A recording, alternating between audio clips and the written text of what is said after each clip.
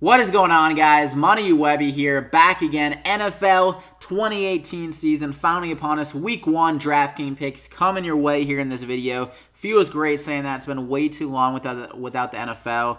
After the basketball season ended, it feels like there was nothing on TV. I was watching baseball streams of the Padres against the friggin' Tigers and all these kind of games. I was watching a cornhole tournament on ESPN a month ago, and I was actually into it. So now that we got some football action, I'm going to feel like a kid on Christmas now because it's been way too long.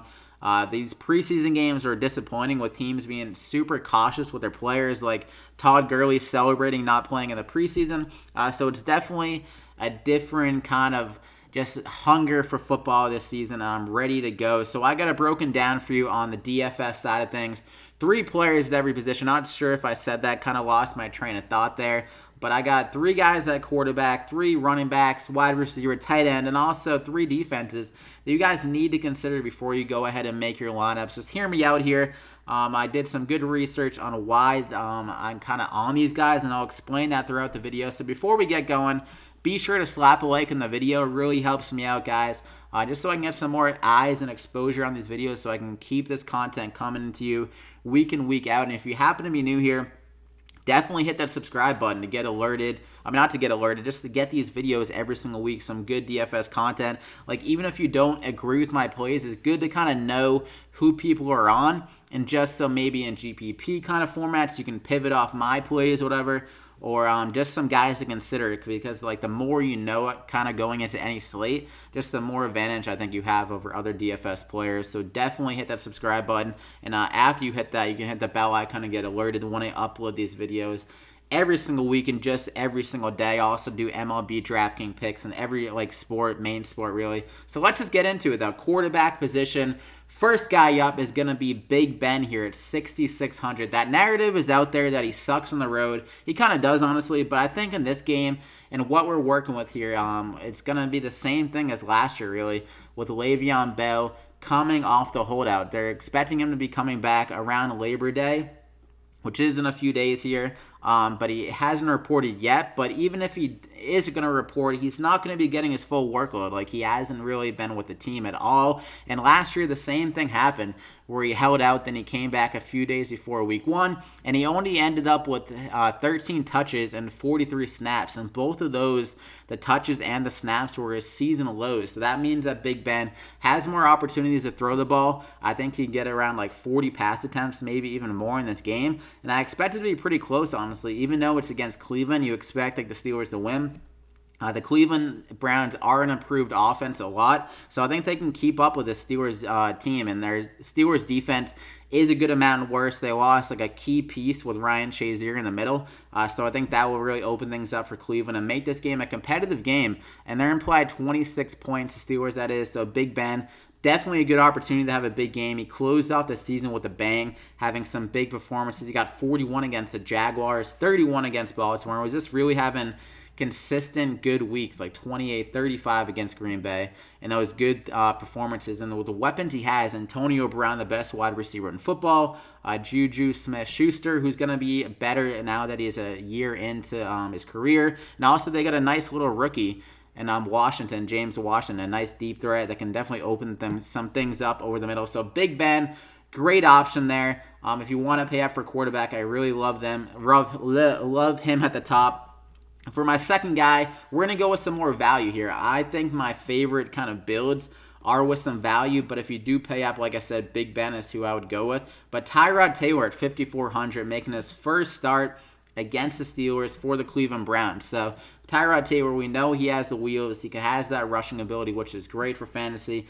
He gets around 20 to 30 rushing yards every single game. So that's great to see. And then in this matchup against the Steelers, they are kind of a slower defense. Their defensive front is pretty slow. So I think Tyrod Taylor could just rush around these guys if no one's open and just pick up some yardage there, which is definitely good. And I think Cleveland will be kind of working from behind, maybe within a score, 7 points for the most part. But Tyrod Taylor, I think they'll be passing the ball a good amount. That's what you kind of want to do against the Steelers' zone defense without Ryan Shazier. So I think he'll find a lot of stuff over the middle with Jarvis Landry, Njoku, Josh Gordon, all these guys. They give him some solid yardage. The rushing ability is there, and I think he can get a few touchdowns. So Tyrod Taylor definitely has the ability to get us 20 DraftKings points at a very solid price, like a 5,400. So a great value option there. For another one, Case Keenum is someone I'm definitely considering at 5,100 going against Seattle. So on paper, when you think the Seahawks in your head, you're like, all right, this is a pretty solid defense. Don't really want to mess with them. But now Seattle is definitely not really a good defense. So they don't have Richard Sherman anymore. Earl Thomas holding out, probably not going to be playing for them week 1. Cam Chancellor retired, and also they lost Michael Bennett to the Eagles. So their defense is completely turned over except really Bobby Wagner and Earl Thomas, obviously, if he comes back. But this defense, not the same here. So Case Keenum, I think he can have a solid outing. And the cornerbacks, like I mentioned, like with everything kind of turning over with Sherman and all those other guys in the secondary, the cornerbacks left over aren't very good. They're below average. So I think their wide receivers on this team, they definitely have some good receivers. Sanders, Courtland Sutton has looked great in the preseason. Demaryius Thomas has the ability to get open against these cornerbacks. So I think Case Keenum can rack up some yardage here.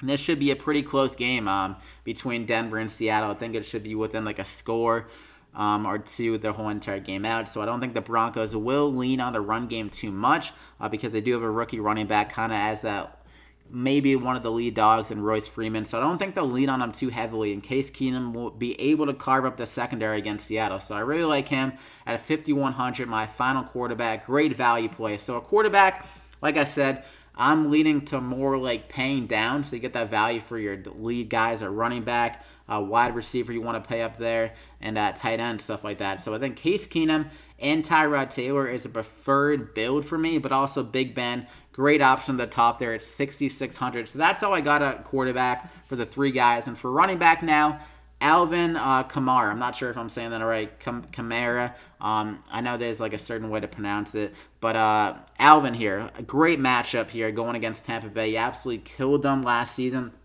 30 DraftKings points and 32 DraftKings points in 2 matchups against them. So the guy was an absolute phenom, and he had an amazing season last year. And the only thing that really held him back some games was Mark Ingram. So now Mark Ingram going to be suspended the first 4 games. So more snaps for ALVIN coming his way. KAMARA, and I think he can just get around 20 touches in this game with a team with the highest total of 29.5 points. So with those touches, they're going to be very efficient touches. And he definitely has the opportunity to get like 1 or 2 scores here. The guy found the end zone like every single start last year, and I think he can definitely do that against Tampa Bay again here. So a great option. I'm definitely going to be paying up for him out of any running back. And at 8,500, he has the opportunity to get around 30 DraftKings points again, so that's not even a bad price tag at all. So for my second running back, though, Christian McCaffrey, the guy's been the talk of the preseason, just getting every possible touch, it seemed like, in the preseason. But in this matchup, that's a really nice price tag going against Dallas.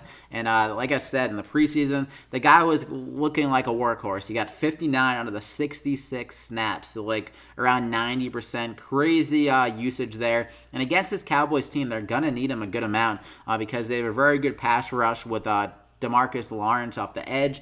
And we know that Carolina, they lost their right tackle, who is a very solid right tackle.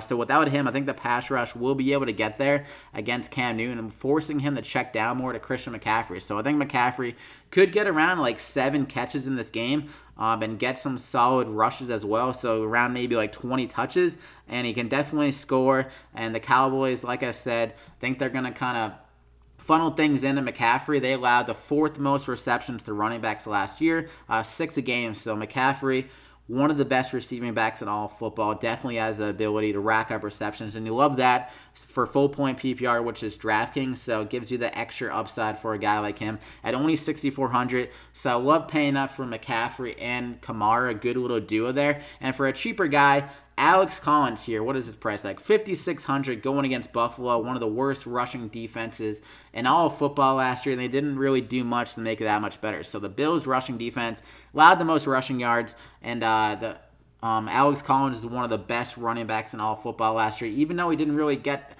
on his like horse. He wasn't really starting in the first couple of weeks, and then when he got his starts, the guy was an absolute beast. On Pro Football Focus, they actually ranked him as the #1 running back rushing the ball. So he looked great running the ball. And I think in this matchup against the Bills, he should have a positive game script, meaning they should be up for the majority of this game. They are 7-point favorites per Vegas. So you always want to lean on what Vegas is thinking. And I definitely think Collins can get around 20 to 25 carries here. And they are getting their best lineman, who was out for like 14 games last year in Marshall Yanda, who's a very good right guard, so he'll definitely clear up some lanes for Collins. And Collins was beasting without him last year. Now you add him back into the fold. I think Collins can have a huge game here against Buffalo, get around like 20 carries for maybe 100 yards and a touchdown or two. So really good upside and ability against Buffalo at a nice price tag of $5,600. So those are your running backs. Collins, McCaffrey, and KAMARA are the three. And for wide receiver now, got to turn the page of my notes, but for my first guy, I think this guy's going to be pretty chalky, but I had to mention him. Like, his matchup is way too good here against Houston Texans, and that's going to be Chris Hogan. We know that Brandon Cooks is gone, and Julian Edelman will be suspended the first 4 games. So Hogan, he's going to have an added bonus here for opportunities. I think he can get around 10 plus targets here in this matchup against Houston. And Houston had one of the worst secondaries in football last year. Their cornerbacks, Kevin Johnson, Jonathan Joseph, who's like 100 years old now, they played very, very bad. They were allowing a ton of production to the wide receivers. And Chris Hogan had one of his best games of the year against Houston last year. Actually, it was his best game. He went 4 for 68 with 2 touchdowns, good for 22 DraftKings points. And that was, and also if you consider, like I said, with Brandon Cooks gone, Brandon Cooks also went off in that game. He went 5 for 131 with 2 touchdowns. So if you take that production out of the window, I don't think Dorsett will be able to post 131 yards and 2 touchdowns. So I think Hogan can have a huge game like that, get around 100 yards and get around like 1 or 2 touchdowns. And the opportunity is so good, like I mentioned. Houston's secondary is what you want to attack because they're so bad there. So Chris Hogan, great opportunity and great value at $6,100. Definitely on my radar and should be on your radar as well. And like I mentioned with the Cleveland Browns offense, much improved, and they got Jarvis Landry on a huge contract. I'm expecting a big year out of him, especially with Tyrod Taylor back there, because Tyrod Taylor has been loving him in camp, targeting him a ton. And this guy is just a target friggin' freak, and in a PPR, the guy just racks up a ton of receptions. So against the Pittsburgh Steelers, like I mentioned, their zone defense not nearly as lethal without Ryan Shazier to man the middle. So I think a guy like Jarvis Landry, who runs a lot of underneath stuff and crossing routes over the middle, can get a ton of production here. And against the Steelers in his career, in 2016, he played 2 games against them. He went 7 for 91 and 11 for 102 yards. So really good games, especially in PPR. I think he can have a similar game to that, get around 7 to 10 catches and get around like 90 to 100 yards. And if he can get a touchdown, obviously that will be an added bonus, a nice cherry on top. So with also on top of everything, Josh Gordon, he should be playing week 1, but they're expecting him not to start the game, and he'll be on a snap count. He is recovering from a hamstring injury and didn't really participate in training camp at all.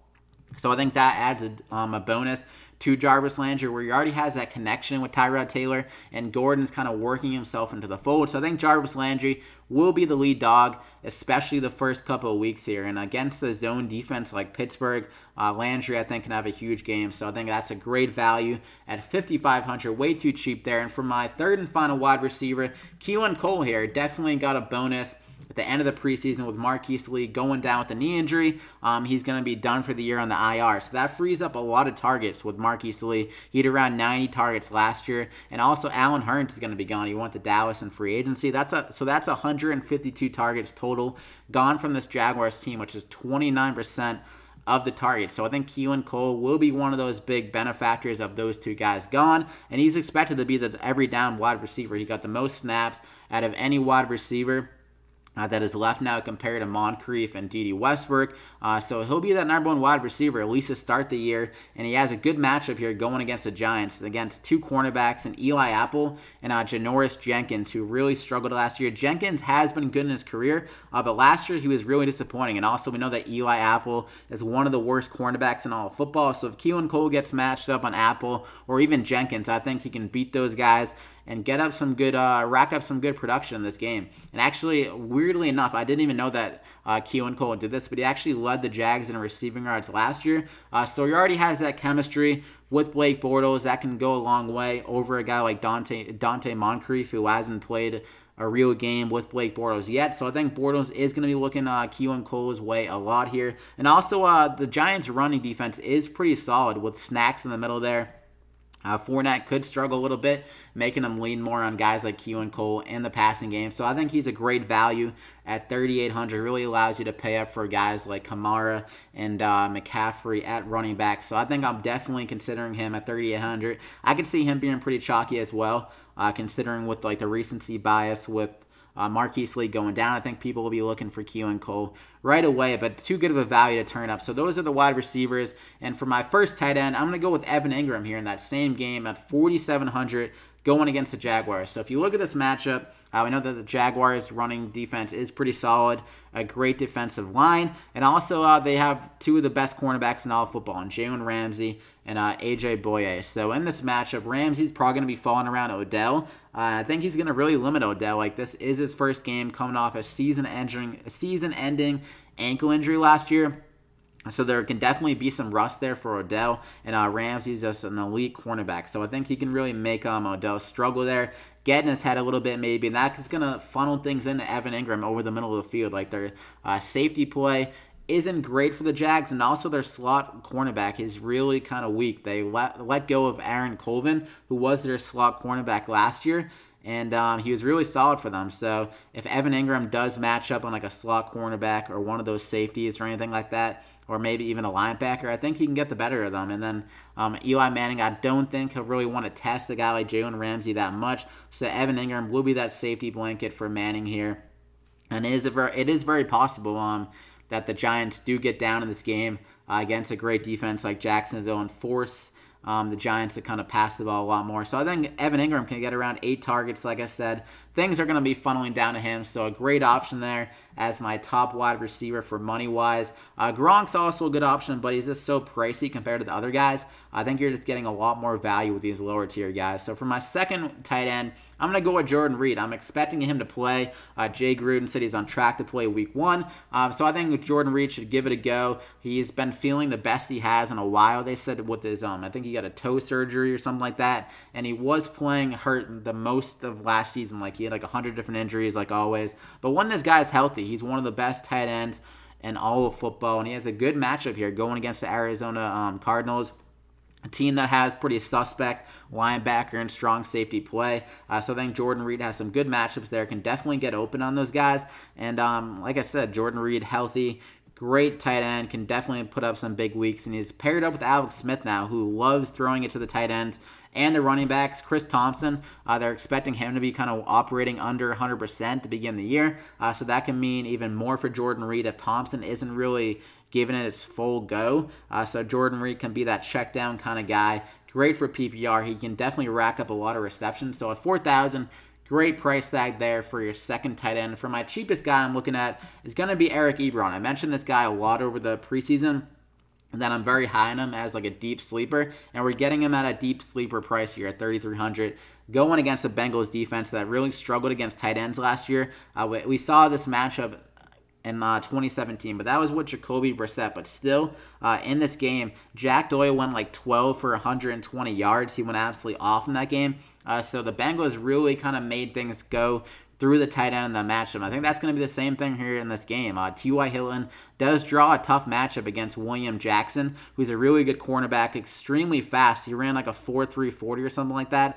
So Hilton could struggle with him. He only went 2 for 15 in that matchup last year. Like I said, it was with Brissett, so that definitely could change things. But Andrew Luck has not been really testing his arm strength and throwing it deep at all. So that could limit T.Y. Hilton, especially in this week 1 matchup, meaning that the tight ends are going to be focal points of the offense. And Eric Ebron, also Jack Doyle was a solid little play, but you get the better value with Ebron with him being cheaper. And Ebron has looked great in the preseason. He had a nice grab in the preseason, like a 20-yard touchdown or something like that. He high pointed the ball, looked very good. And I've been seeing beat writers for the Colts saying that Luck and EBRON have been connecting a lot in the red zone. I think he could be their #1 red zone guy this year. He's the only one with like really great athleticism and jump ball ability.